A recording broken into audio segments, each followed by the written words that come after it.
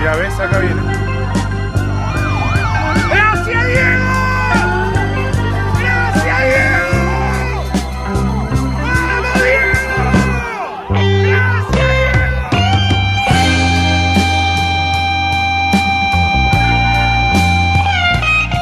Et bienvenue dans la quotidienne, les hommages à Diego Maradona se poursuivent partout à travers le monde et aussi surtout en Argentine.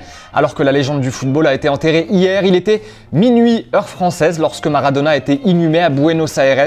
Et vous l'avez vu en intro, ce sont des centaines de milliers d'Argentins qui ont souhaité rendre hommage une dernière fois à leur idole. On a vu des files d'attente interminables devant le palais présidentiel de Buenos Aires et ils étaient tout aussi nombreux dans les rues tout le long du cortège qui accompagnait la dépouille de Maradona.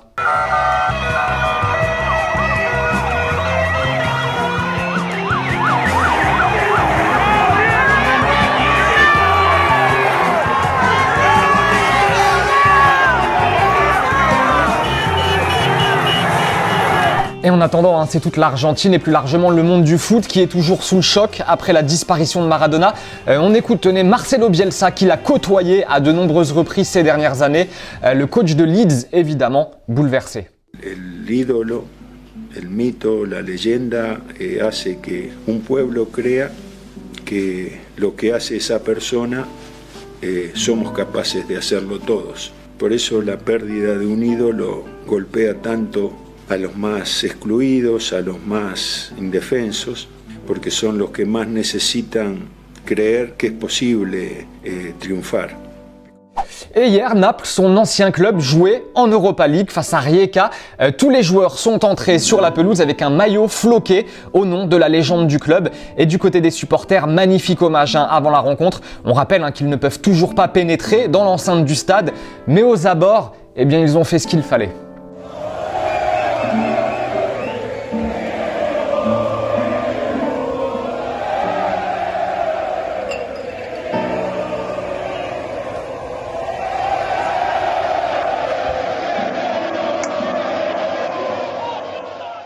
Et les joueurs de Naples qui ont rendu hommage de la plus belle des manières à Diego Maradona en remportant leur match 2-0.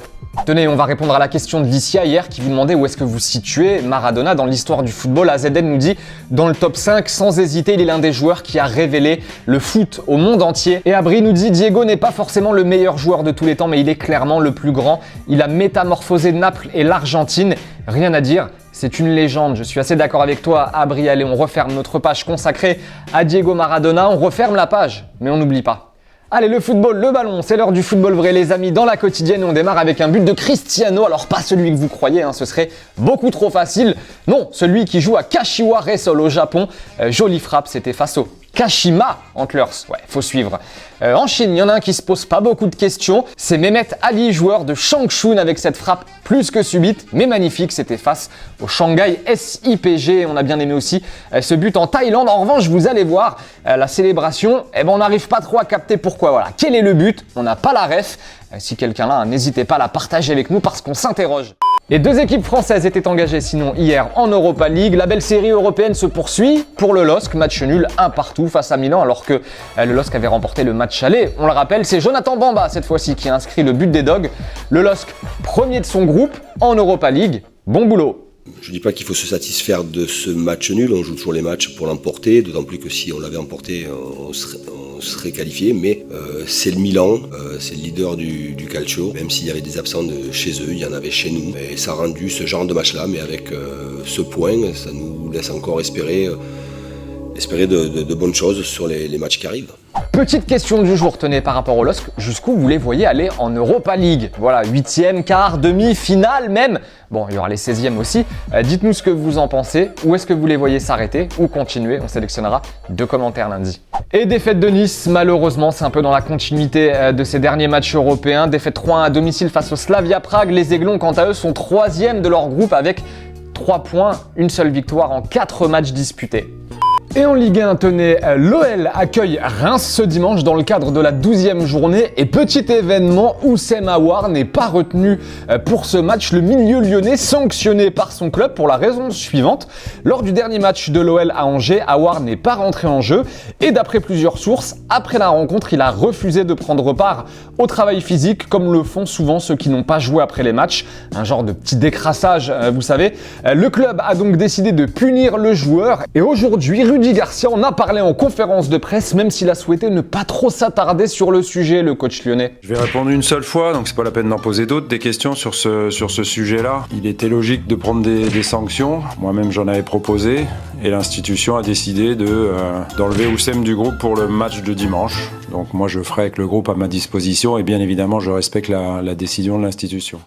Et c'est la fin de la quotidienne les amis, semaine particulière pour tout le monde. On va se quitter malgré tout en images et en musique, passer un bon week-end. Il y a du foot, le foot sera toujours là, c'est l'essentiel. On vous embrasse et à lundi. Salut!